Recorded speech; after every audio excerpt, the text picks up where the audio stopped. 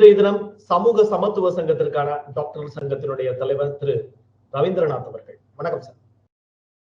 வணக்கம் சார். டாக்டரா ஒரு 15 இயர்ஸுக்கு மேல உங்களை நல்லாவே எனக்கு தெரியும். அந்த வகையில சில கேள்விகளை மனிதாபிமான அடிப்படையிலையும் சரி, மருத்துவராகவும் சரி, மக்களுக்கு சில உண்மைகளை கொண்டு போய் சேர்க்கணும் அப்படிங்கிறது தான் இந்த நேர்காணல். இந்த வகையில விக்னேஷனுடைய செயலுக்கு முதலாவதாக பிரசாத் சிக்னேச்சர் சார்பாக கண்டனத்தை தெரிவிச்சுக்கிறோம். அதே நேரத்துல அங்க நடந்திருக்கக்கூடிய நிகழ்வுகளை மருத்துவரா நீங்க அறிஞ்சிருப்பீங்க. ஃபேக்டா அங்க என்ன நடந்ததுன்னு கொஞ்சம் சுருக்கமா சொல்ல முடியுமா சார்? இல்ல, அந்த ஃபேக்ட்ல நமக்கு தெரியாது. ஏன்னா அது விசாரணையில இருக்கு. அது சம்பந்தமா ஏன்னா அவரும் இன்னைக்குதான் பேசுற நிலைமையில இருக்காருன்னு நினைக்கிறேன். அதெல்லாம் முழுமையான விவரங்கள் தெரியாம அந்த பிரச்சனை பேச முடியாது. ஆனா எந்த பிரச்சனை இருந்தாலும் இந்தியாவுடைய அரசியல் சட்டத்துக்கு உட்பட்டுதான் எல்லாரும் நடக்கணும். அதனால அந்த அடிப்படையில ஒரு மருத்துவ மீது சிகிச்சையை சரியா வழங்கலைங்கிற ஒரு காரணம் சொல்லிக்கொண்டு ஒரு மருத்துவமனை உள்ளே சென்று கத்தியால் குத்துவது என்பது ஒரு அராஜக செயலு. அது கிரிமினல் குற்றம். அது மீது கடுமையான நடவடிக்கை எடுக்கணுங்கிறதான் எங்க சங்கத்தின் நிலைப்பாடு. எனவே அது குறித்து விசாரணை நடைபெற்று வருகிறது. ஒரு கைது செஞ்சிருக்காங்க. அதனால வரவேற்குது. தொடர்ச்சியா சேதுராஜன் சார் போலீஸ்ல கம்ப்ளைண்ட் கொடுத்திருந்தாங்க. அவங்க பக்கத்துல இருந்து பார்த்ததாக ஒரு புகாரும் பதிவு பண்ணியிருந்தாங்க. இன்னைக்கு நீங்க மருத்துவர்கள் எல்லாம் சேர்ந்து உடனடியா போராட்டங்கள்லாம் நடத்தியிருந்தீங்க. உங்களுடைய கோரிக்கை உடனே ஒரே நாள்லயே நிறைவேறிடுச்சுன்னு நினைக்கிறீங்களா? இல்ல, பல கோரிக்கைகள் ஒரே நாள்ல நிறைவேற்ற முடியாது. நீண்ட கால கோரிக்கையெல்லாம் இருக்கு. சில கோரிக்கைகள் நிறைவேற்ற முடியும். அதை நிறைவேற்றி இருக்கிறாங்க. இன்னும் நிறைவேற்றேன்னு சொல்லியிருக்காங்க. குறிப்பா அனைத்து மருத்துவமனையும் சிசிடிவி கேமரா வைக்கணும், செக்யூரிட்டி போடணும், செக்யூரிட்டி நிரந்தர அடிப்படையில் இருக்கணும், அவங்க பிசிக்கலா மென்டலா ஃபிட்டா இருக்கணும்னு நம்ம சொல்லியிருக்கிறோம். அதே போல பாதுகாப்பு குழுக்கள் ஒவ்வொரு மருத்துவமனையிலையும் அமைக்கணும். அதுக்கப்புறம் மருத்துவர்களுக்கும் பொதுமக்களுக்கும் இடையே ஏற்படக்கூடிய மோதலுக்கான காரணங்களை கண்டறிய ஒரு நிபுணர் குழு போடணும். அந்த நிபுணர் குழு பரிந்துரை அடிப்படையில் பல்வேறு திட்டங்களை நடைமுறைப்படுத்தணும். அதே போல இன்றைக்கு மருத்துவ சிஸ்டத்தில் உள்ள பிரச்சனைகள் அந்த மாதிரி மோதலுக்கு காரணமா இருக்கு. எனவே மருத்துவமனை வரக்கூடிய நோயாளிகளுடைய எண்ணிக்கைக்கு ஏற்ப மருத்துவர்கள், செவிலியர்கள், மருத்துவ பணியாளர் நியமிக்கணும். மருத்துவ கட்டமைப்பை அதிகப்படுத்தணும், மேம்படுத்தணுங்கிற கோரிக்கைலாம் வச்சிருக்கிறோம். காலி பணி நிரப்பணும், புதிய பணியிடங்களை உருவாக்கணுங்கிற கோரிக்கைலாம் இருக்கு. அதே போல ஒன்றிய அரசும் மாநில அரசும் மக்கள் நல்வாழ்வுத்துறைக்கான நிதி ஒதுக்கீடு குறைந்தபட்சம் 6% ஜிடிபி வச்சு ஒதுக்கணும். அப்பதான் நம்ம மருத்துவ கட்டமைப்பை மேம்படுத்த முடியும். இன்றைக்கு உள்ள சிஸ்டத்து மேல மக்களுக்கு கடுமையான ஒரு கோபமும் அதிருப்தி இருக்கு. அது மருத்துவ மீது வெளிப்படுது, செவிலியல் மீது வெளிப்படுது, மருத்துவமனை பணியாளர் மீது வெளிப்படுது. அது தமிழ்நாட்டுல மட்டும் இல்ல, இந்தியா முழுவதும் இல்ல. 1990களுக்கு பிறகு உலகமயமாக்கல், தனியார் மயமாக்கல், தாராளமயமாக்கல் நடைமுறைக்கு வந்த பிறகு இன்னைக்கு கடுமையான ஒரு அதிருப்தி மக்களுக்கு இருக்கு. பல தடவை சொல்லியிருக்கீங்க. ஆனா இன்னைக்கு நடந்த இன்சிடென்ட் அப்படிங்கிறது இனிமே தொடர்ந்து நடக்காம இருக்கணும் அப்படிங்கிறது தான் எல்லாரோட எதிர்பார்ப்பு. ஆனா ஒரு மருத்துவர் அந்த இடத்துல வச்சு பேட்டி கொடுக்குறாரு போராட்ட களத்துல நின்று. ஒவ்வொரு மருத்துவரும் சிகிச்சை பண்ணும்போது ஒரு போலீஸார் எங்க கூட இருக்கணும், குறைந்தபட்சம் தமிழ்நாட்டுல துப்பாக்கி தேவைப்படுது மருத்துவர்களுக்குங்கிற ஸ்டேட்மெண்ட்டை பதிவு செஞ்சிருக்காரு. நீங்க ஒரு ஜனநாயகவாதியா அந்த ஸ்டேட்மெண்ட்டை எப்படி பாக்குறீங்க? இல்ல, அதெல்லாம் சரியில்லாத கோரிக்கை. அது மாதிரி ஒவ்வொரு டாக்டருக்காக பாதுகாப்பு எல்லாம் போட முடியாது. டாக்டர் துப்பாக்கி வைத்து உள்ளங்கிற தீர்வு கிடையாது. அப்ப ஒவ்வொரு நோயாளி துப்பாக்கியோட உள்ளர போலாமா? இது பிரச்சனை தீர்வு கிடையாது. இது ஒரு சமூக பொருளாதார மருத்துவத்துறை பிரச்சனை, ஒரு ஆழமான பிரச்சனை, ஒரு நீண்ட கால பிரச்சனையா 1990களுக்கு பிறகு அதிகமா இருக்கு. அப்ப மருத்துவம் தனியார் மயமானது, கார்பரேட் மயமானது, சாதாரண ஏழை எளிய மக்களுக்கு தரமான இலவச மருத்துவ சிகிச்சை கிடைக்காத ஒரு போக்கு, இது போன்ற அதிருப்தி எல்லாம் இன்னைக்கு காரணமா இருக்கு. அதுக்கு காரணம் முதலாளித்துவ சமூக அமைப்பு தான். முதலாளித்துவ சமூக பொருளாதார அமைப்பு மிகப்பெரிய நெருக்கடி உருவாக்கி இருக்கு. இன்னைக்கு உருவாக்கக்கூடிய நெருக்கடி என்பது, இந்த மருத்துவத்துறை நெருக்கடி என்பது முதலாளித்துவ சமூக பொருளாதார அமைப்பு உருவாக்கக்கூடிய மருத்துவத்துறை நெருக்கடியா பார்க்க வேண்டிய அவசியம். அதனால அதை தீர்க்காம இந்த பிரச்சனை தீர்க்கவே முடியாது. இப்ப உலகம் முழுவதும் இந்த பிரச்சனை இருக்கு. அமெரிக்கால இருக்கு, பிரிட்டன்ல இருக்கு, பிரான்ஸ்ல இருக்கு, பல்வேறு நாடுல இந்த பிரச்சனை இருக்கு. மருத்துவ நோயாளி தாக்குவது என்பது சர்வதேச பிரச்சனையா மாறி இருக்கு. குறிப்பா சோவியத் யூனியன் கொலாப்ஸ் ஆன பிறகு இன்றைக்கு ஒரு மோசமான உலக மயமாக்கல் உலகம் முழுவதும் நடைபெற்றுக் கொண்டிருக்கிறது. அது சாதாரண ஏழை எளிய மக்களுக்கும் பணக்காரர்களும் உள்ள வேறுபாட்டும். ஒரு நிமிஷம், பொருளாதார இல்ல நீங்க பிரசாத் ஒரு தரமான செய்தியை கொண்டு போகணும் உங்க ஊடகத்துல. என்னன்னா, இன்னைக்கு உலகம் முழுவதும் பொருளாதார ஏற்றத்தால் அதிகரிச்சிருக்கு. அப்ப பணம் இருந்தா எந்த சிகிச்சை வேணாலும் கிடைக்கலாம், பணம் இருந்தா எந்த வசதி எல்லாம் பெறலாம் நிலைமை இருக்கு. பணம் இல்லைன்னா எந்த சிகிச்சையும் பெற முடியாது, எந்த விதமான வசதியும் பெற முடியாத நிலைமை இன்னைக்கு அதிகரிச்சிருக்கு. அப்ப அது மக்கள் மத்தியில இந்த அமைப்பு மேல ஒரு கோபத்தை உருவாக்குது. அந்த வெளிப்பாடை நம்ம பார்க்க வேண்டிய சூழல் இருக்கு. அந்த வெளிப்பாடை நம்ம காண்கின்றோம். எனவே அந்த அடிப்படையில இந்த பிரச்சனையை ஆழமாக பார்க்க வேண்டிய அவசியம் இருக்கிறதா சமூக சமத்துவத்துக்கான டாக்டர் சங்கத்துடைய கருத்து. மற்றவங்க சொல்றதெல்லாம் ஒரு நிரந்தரமான தீர்வா இருக்காது. எவ்வளவுதான் செக்யூரிட்டி போட்டாலும் கூட ஒவ்வொரு மருத்துவம் செக்யூரிட்டி கொடுக்க முடியுமா? சரி, மருத்துவமனை இருக்கிற செக்யூரிட்டி கொடுக்குறீங்க, சிசிடிவி கேமரா கொடுக்குறீங்க, போடுறீங்க. அதே மருத்துவர் பணி முடிச்சுட்டு அல்லது செவிலியர் பணி முடிச்சுட்டு வீட்டுக்கு போறாங்க. போற வழியில இருந்து அந்த நோயாளியோட அட்டெண்டர் தாக்கினா என்ன பண்ண முடியும்? இதெல்லாம் பிரச்சனை இருக்கா இல்லையா? அதனால பிரச்சனை, இந்த பிரச்சனைக்கான ரூட் காஸ் என்ன, அந்த காசு எப்படி போகணும்னு பார்க்கணும். இந்த வன்முறைக்கு காரணம் என்ன அப்படின்னு பார்க்கணும், அதை தீர்க்கணும். அதுதான் தீர்வா இருக்கும். அதனால மற்றபடி இதெல்லாம் வந்து ஒரு அவசியமான ஒன்று. ஆனா இதனால ஒரு நிரந்தரமான தீர்வு அடைச்சோம்னா எதிர்பார்க்க முடியாது. இன்சிடென்ட்டுக்குள்ள சில கேள்விகள் நான் கேட்டு தெளிவு பெறணும்னு நினைக்கிறேன் சார். அதாவது இந்த ஸ்கேன் ரிப்போர்ட்டை வாங்கி பாக்குறதுல பிரச்சனை அப்படிங்கிறது விக்னேஷனுடைய தாயாரும் சொன்ன புகார். ஸ்கேன் ரிப்போர்ட் அவங்க ஒழுங்கா வாங்கி பார்க்கல, இங்கிலீஷ்ல அவங்க திட்டினாங்க, எங்களுக்கு புரியாத மொழியில திட்டினாங்க அப்படிங்கிற ஸ்டேட்மெண்ட். ஒரு 100 நோயாளிய தொடர்ச்சியாக ஒரு நாள்லயே அவ்வளவு பேஷண்ட்டை வந்து கவர்மெண்ட்ல இருக்கக்கூடிய டாக்டர்ஸ் பாக்குறாங்க. சிசேரியன் பண்ணக்கூடிய லேடி டாக்டர்ஸ் ஒரு நாளைக்கு 12ல இருந்து 13 பிரசவங்கள் பார்த்த வரலாறுகள் தமிழ்நாட்டுல இருக்கு. இன்னமும் நடந்துகிட்டு இருக்கு. ஓவர் டியூட்டி அப்படிங்கிற விஷயங்கள்லாம் இருக்கு. இதை தாண்டி வந்து பாலாஜி சைட்ல அவரு மிஸ்டேக் பண்ணக்கூடிய சூழ்நிலை உருவாச்சுன்னு நினைக்கிறீங்களா? இல்ல, இன்னைக்கு வந்து அவர் தான் அவங்களுக்கு சிகிச்சை வழங்கினாங்கன்னு தெரியல. ஏன்னா நோயாளி தரப்புல அதை சொல்றாங்க. ஆனா அரசு மருத்துவமனை தரப்புல வந்து வெவ்வேறு செய்தியெல்லாம் வருது. அதனால வந்து அதெல்லாம் விசாரிக்கப்பட வேண்டிய அவசியம் இருக்கு. அதுக்கடுத்து சிடி ஸ்கேன் பார்க்கல, எம்ஆர்ஐ ஸ்கேன் பண்ணல, மற்ற பிரச்சனை இருக்குனாக்கா அதை நீங்க வந்து மேல போய் வந்து அந்த கம்ப்ளைண்ட் பண்ணணும். ஒரு மருத்துவமனைக்கு தலைமை மருத்துவர் இருக்காங்க, அதே மாதிரி அந்த நிர்வாக இயக்குனர் இருக்காரு, அவளை பார்த்து பேசலாம். குறை சொல்றது எவ்வளவு இடங்கள் இருக்கு, ஊடகத்தை வரவழைச்சு சொல்லலாம், அல்லது அமைச்சரை பார்க்கலாம், ஹெல்த் செக்ரட்டரி பார்க்கலாம். எவ்வளவு பிரச்சனை எங்களை மாதிரி சங்கங்களை சொல்லலாம், எவ்வளவு இருக்கு இல்லையா? இல்ல மருத்துவமனை வாசலே இருந்து ஒரு ஆர்ப்பாட்டத்தை பண்ணுங்க, இந்த வாசல உட்காருங்க, யார் வேண்டாம்னு சொன்னா பிரச்சனை வந்து அது மாதிரிலாம் ஜனநாயக நாட்டுல எவ்வளவு வழிமுறைகள் இருக்கு. அதை விட்டுட்டு வந்து அவர் சிடி ஸ்கேனை சரியா பார்க்கறதுக்காக போய் கத்தியில குத்திடுவீங்களா, கொலை பண்ணிடுவீங்களா? நான் கேட்கிறேன். இது ஒரு ஜனநாயக நாட்டுல இதுக்கான உரிமை யாரு கொடுத்தது? இது தவறு இல்லையா? இது வந்து டாக்டருக்காக மட்டும் சொல்ல, தமிழ்நாட்டுல இந்தியாவில அரசு துறையில ஏராளமான பிரச்சனை இருக்கு. அரசு துறையில இருக்கக்கூடிய ஒவ்வொரு பிரச்சனையும் ஒவ்வொருத்தரும் கத்தியோட போயிட்டு துப்பாக்கியோட போட்டு ஒவ்வொருத்தரையும் காலி பண்ணா ரணக்களமா தான் இந்தியா. அது எப்படி பிரச்சனை சொல்யூஷனா இருக்க முடியும்? அது தவறான அணுகுமுறை. அது ஒவ்வொருத்தரும் ஏராளமான பிரச்சனை இருக்கு. வந்து மருத்துவர் என்பது மருத்துவமனையில மருத்துவர் என்பவர் வந்து சர்வீஸ் ப்ரொவைடரா இருக்காரு. அவரே இன்னொரு இடத்துல போறப்ப நுகர்வோரா இருப்பாரு. இன்னைக்கு வந்து நோயாளி வந்து அங்க வர்றப்ப அவர் நுகர்வோரா இருக்காரு. அதே நோயாளி இன்னொரு இடத்துல ப்ரொவைடரா இருக்கும், சர்வீஸ் ப்ரொவைடரா இருப்பாரு. அப்ப அந்த மாதிரி ஒவ்வொரு இடத்துலயும் பிரச்சனைகள் இருக்கு.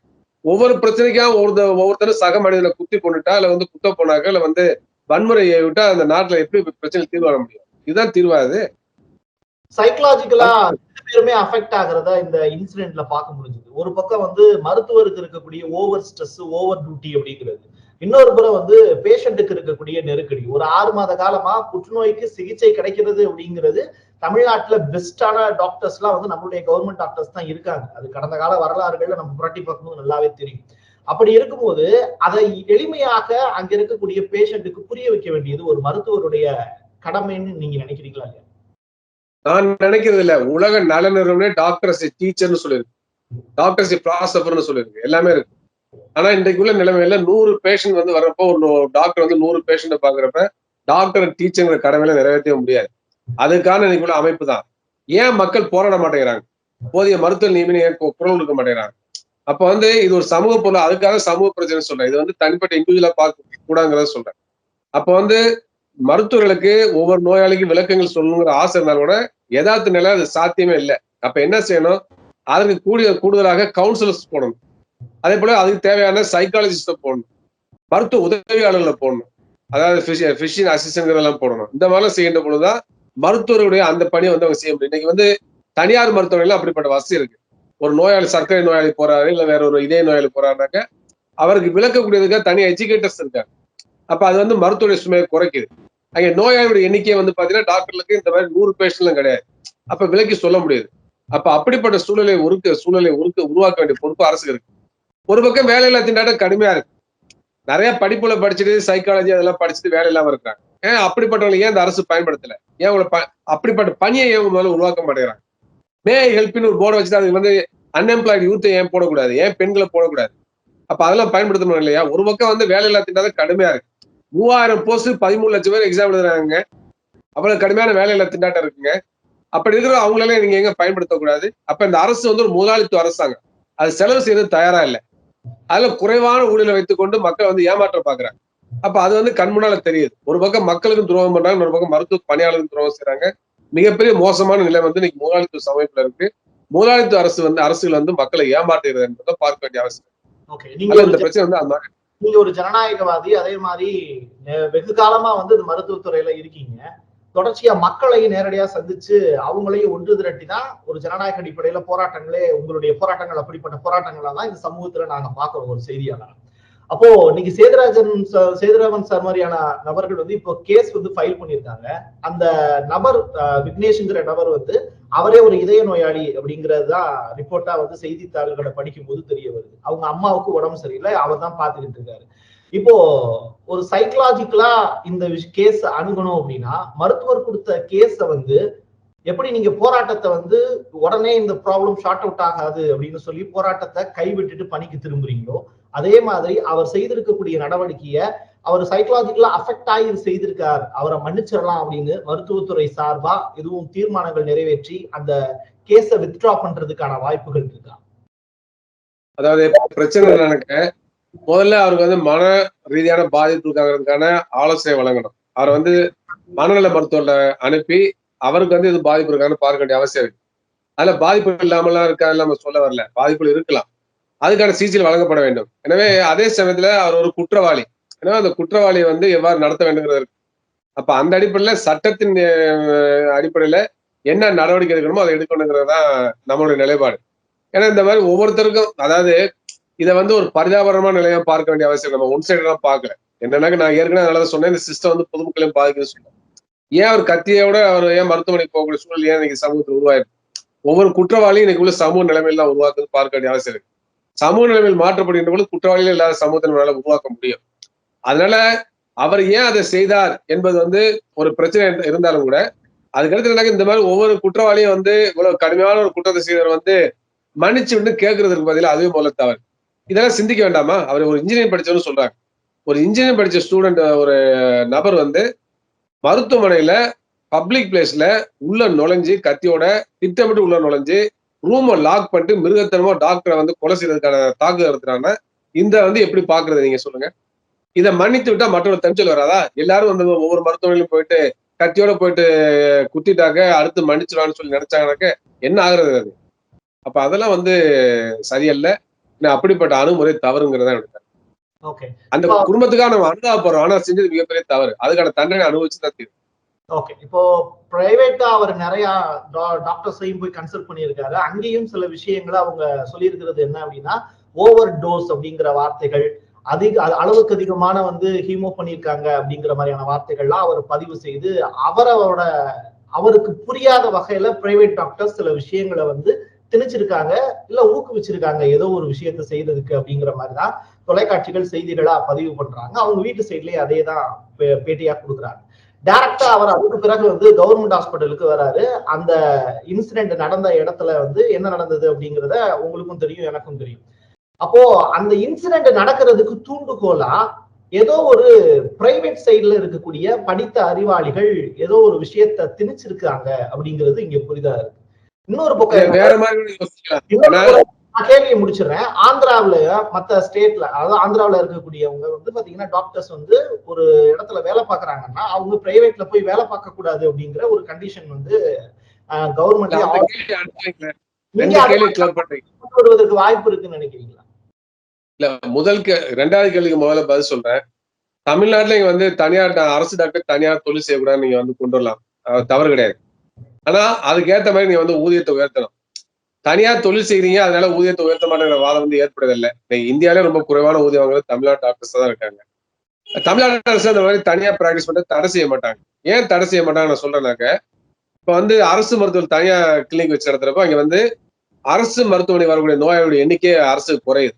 அப்ப அரசுக்கு வந்து பொருளாதார ரீதியா நலன் அது. என்னன்னாக்கா மருந்து மாத்திரை செலவு செய்ய வேண்டாம், அது கூடுதலா மருத்துவம் நியமிக்க வேண்டாம், ஏராளமான பொருளாதார ரீதியான மிச்சம் வந்து கவர்மெண்ட் ஏற்படும். அதுல அப்படிப்பட்ட நிலையை வந்து நிச்சயமா எடுக்க மாட்டாங்க. எடுத்தா நாங்க வந்து வரவேற்கிறோம். ஆனா அதே சமயத்துல அதற்கேற்ப ஊதியத்தை உயர்த்தணும். ஊதியத்தை உயர்த்தி விட்டு தான் நீங்க வந்து தடை செய்யணும். ஏன்னா ஒவ்வொரு தடவை ஊதிய ஒரு கோரிக்கை கேட்கிறப்ப நீங்க தனியா பிராக்டிஸ் பண்ணி வாதத்தை வச்சு நிராகரிக்க. அப்ப நீங்க பிராக்டிஸ் பண்ணக்கூடாது கொண்டு வந்தீங்கன்னா அதுக்கு முன்னாலே ஊதியத்தை உயர்த்தணும். ஒன்றிய அரசுக்கு நேரம் ஊதியத்தை உயர்த்திட்டு நீங்க தடை செய்ய தவறு கிடையாது. ஒன்றிய அரசு மருத்துவமனையில் பணியாற்றக்கூடிய டாக்டர்கள் பிரைவேட் பிராக்டிஸ் பண்ணக்கூடாது. ஆனா பிரைவேட் பிராக்டிஸ் பண்ணாம இருக்கிறதுக்கு அவங்க வந்து அதிகமான ஊதியம் வழங்கப்படுகிறது. அதுக்கான தனி அலவன்ஸ் வழங்க 25% பேசிக் மேல அவங்க அலவன்ஸே கொடுக்குறாங்க. அந்த மாதிரி அலவன்ஸ் நீங்க இது பண்ணலாம். அதுக்கு அடுத்த கேள்வி என்ன கேட்டீங்கன்னாக்க, என்ன கேட்டீங்க நீங்க? இல்ல தொடர்ச்சியா இந்த மாதிரி வந்து மருத்துவர்களும் ஸ்ட்ரெஸ்ஸுக்கு உள்ளாகுறாங்க. அதே நேரத்துல அவங்கள வந்து ஹாப்பியா ஆக்கிக்கிறதுக்கு ஊதிய உயர்வு உள்ளிட்ட விஷயங்கள்லாம் கிடைக்காத போது தனியார போய் அணுகக்கூடிய வாய்ப்பு இருக்கு. ஆனா இங்க இருக்கக்கூடிய ஒரு கவர்மெண்ட்ல போய் பார்க்கணும்னு நினைக்கக்கூடிய ஒரு பேஷண்ட் இருக்காங்கல்ல, அவங்களுக்கு இப்ப சுப்ரியா சாஹூ சொல்ற மாதிரிதான் இங்க வந்து எந்த விதமான எக்யூப்மெண்ட் இல்ல அப்படிங்கும் போது அவங்களுடைய பீரியட் வரைக்கும் அவங்க கத்திட்டு போயிடுவாங்க. ஆனா அவன் செத்து போயிட்டா, நோயாளி செத்து போயிட்டா, அது அவங்களுக்கு இருக்கக்கூடிய அந்த உறவினர்களுடைய கோபமும் தாபமும் அதே இடத்திலேயே வந்து ஒரு உயிர் போனதற்கு பிறகு என்ன செய்ய முடியும் அப்படிங்கிற கேள்வி இருக்கு. நீங்க ரெண்டையுமே பேரலா வச்சு பார்க்கும்போது எது பேலன்ஸ்டா இருக்கா அப்படிங்கறத நீங்க தான் சொல்லணும். அதாவது மருத்துவமனை என்பது 5 ஸ்டார் ஹோட்டல் கிடையாது. அதுல வந்து சீரியஸா நோயெல்லாம் வருவாங்க. நோயின் இயல்புனால எவ்வளவுதான் சிகிச்சை வழங்கினாலும் அறிவியல் தொழில்நுட்பத்துக்கு ஒரு எல்லை இருக்கு. இன்றைக்கு அறிவியல் தொழில்நுட்பம் வளர்ந்துருக்கு. ஆனால் அதுக்கு ஒரு எல்லை உண்டு. எதிர்காலத்தில் இன்னும் மேலும் வளரலாம். இன்னும் மேலும் வந்து பல நோய்களை காப்பாற்ற முடியும், புதிய சிகிச்சை முறைலாம் வரலாம். ஆனா இன்றைக்கு உள்ள நிலைமையில சில நோயாளிகளுக்கு வந்து அதிகபட்சம் என்ன சிகிச்சை வழங்க முடியும் அதை வழங்கலாம். ஆனா அதே சமயம் சிகிச்சை தொழில நோயாளி இறக்கத்தான் செய்வாங்க. அதனால இறப்பே இல்லாம எந்த மருத்துவமனையுமே இருக்க முடியாது. ஒவ்வொரு இறப்புக்கு நான் கோவப்படும் ஆத்திரப்படும் பொதுமக்கள் வந்து கம்பையும் கத்தியும் போனா அது காட்டு மாடித்தனம். அது சிவிலைஸ் சொசைட்டியா இருக்க முடியாது. அப்ப அந்த மக்களை வந்து பண்புள்ளவளா மாற்ற வேண்டிய பொறுப்பு இந்த சமூகத்துக்கு அரசு இருக்கு. அதனால இந்த சமூகம் அந்த கடமை செய்ய தவறுங்கிறத நம்ம கருத்தை பார்க்க வேண்டிய அவசியம் இருக்கு. அதனால இந்த விஷயங்கள்லாம் புரிந்து கொள்ள வேண்டிய அவசியம் இருக்கு. அதுக்கடுத்து நீங்க வந்து இந்த மாதிரி அரசு மருத்துவமனைக்கு போயிட்டு தாக்கக்கூடிய நிலைமையெல்லாம் இருக்கு. அப்ப வந்து இந்த மாதிரி பாதிப்பு வராம தடுக்க என்ன செய்யணும், நம்ம ஏற்கனவே யோசனை எல்லாம் சொல்லியிருக்கோம். அந்த யோசனைகள் நம்ம வந்து அரசு செய்தாலே பல விஷயங்கள் வந்து தடுக்க முடியும் பார்க்க வேண்டிய அவசியம் இருக்கு. எவ்வளவு காலம் இந்த ஜனநாயகத்தின் மீது நம்பிக்கை வைத்து தொடர்ச்சியாக அந்த மக்கள் வந்து ஒரு வீட்டுல நடக்குது, கர்ப்பிணி இறந்து போறாங்க, புருஷன் மட்டும் உட்கார்ந்து அழுகுறாங்க, தையல் போடும்போது வந்து பாத்தீங்கன்னா வாட்ச்களையும் சேர்த்து வச்சு தைக்கக்கூடிய நிகழ்வுகள் வந்து நடக்குது. இந்த மாதிரியான கவனக்குறைவு அப்படிங்கிறது மருத்துவர்கள் சைட்லயும் இருக்கு. அதே நேரத்துல அவங்களுக்கான ஸ்ட்ரெஸ்ங்கிறது ஜாஸ்தியா இருக்கு. உங்களுக்கே நல்லா தெரியும், தமிழ்நாட்டுல இன்னமும் தடயவியல் மருத்துவர்களுக்கான போஸ்டிங் அப்படிங்கிறது ஏகப்பட்டது பெண்டிங்ல இருக்கு. அது மட்டும் கிடையாது, அது ஒரு போலீஸருடைய இன்வெஸ்டிகேஷன் வரைக்கும் பெரிய லெவல்ல பாதிக்குது. இப்படி தொடர்ச்சியாக மருத்துவர்களுடைய தட்டுப்பாடு இருக்கு அப்படிங்கிறது இன்னைக்கு இருக்கக்கூடிய அரசுக்கு தெரிஞ்சும் அத சரி பண்ணாம இருக்காங்களே. அப்போ இந்த பாதிப்பு அப்படிங்கிறது நேரடியாக மருத்துவர்களை மட்டும் பாதிக்கல. இப்போ ஒரு பெரிய இன்சிடென்ட் நடந்துச்சு, அந்த விக்னேஷையும் தான் பாதிச்சு. அப்போ இங்க பிரச்சனை விக்னேஷ் மீது இருக்கிறதா இல்ல ஆளக்கூடிய ஆட்சியாளர்கள் மீது இருக்கு? இல்ல நீங்க கேள்வியில வந்து நீண்டமா கேட்கிறப்ப பல விஷயம் விடுவிட்டு போயிருது. கேள்வி கொஞ்சம் சுருக்கமா அப்படின்னா பதில் சொல்றது ஈஸியா இருக்கும். ஏன்னா பல தொடர்பு இல்லாத விஷயங்களை இணைக்கிறீங்க. ஒவ்வொரு கேள்விக்கும் ஒரு தொடர்பு இல்லாம இருக்கு. அது பதில் சொல்றது சிரமம் இருக்கு, சில விஷயம் மறந்து போயிருக்கு. அதனால சிம்பிளா கேள்வியில கேட்டீங்கன்னா நல்லா இருக்கும்னு நினைக்கிறேன். இல்ல நான் கேக்குறது என்னன்னா ஸ்ட்ரெயிட்டாவே கேக்குறேன், அரசு மருத்துவர்கள் பற்றாக்குறை அப்படிங்கிறது உங்க டிபார்ட்மெண்ட்ல இருக்கு. அது நேரடியாக அரசு மீது இருக்கக்கூடிய பிரச்சனை. எங்க டிபார்ட்மெண்ட் சொல்லாதீங்க, நம்ம நாட்டுல இருக்குன்னு சொல்லுங்க முதல்ல. நம்ம நாட்டுல அரசு இது வந்து ஏதோ மருத்துவ சம்பந்தப்பட்ட பிரச்சனை பார்க்க கூடாது. மருத்துவமனை பிரச்சனை என்பது ஒட்டுமொத்த சமூகத்துல பிரச்சனை பார்க்கணும். அதனால சமூக பொருளாதார பிரச்சனை நான் சொன்னேன். அதுல அரசு மருத்துவமனையில மருத்துவ பற்றாக்குறை என்பதோ இல்ல ஒரு நாட்டுல ஒட்டுமொத்தமா மருத்துவ போதிய அளவுக்கு எண்ணிக்கையில் இல்லை என்பதோ ஒரு சமூக பொருளாதார பிரச்சனை. சமூக பிரச்சனை பார்க்கணுங்கிறது என்னுடைய கருத்து.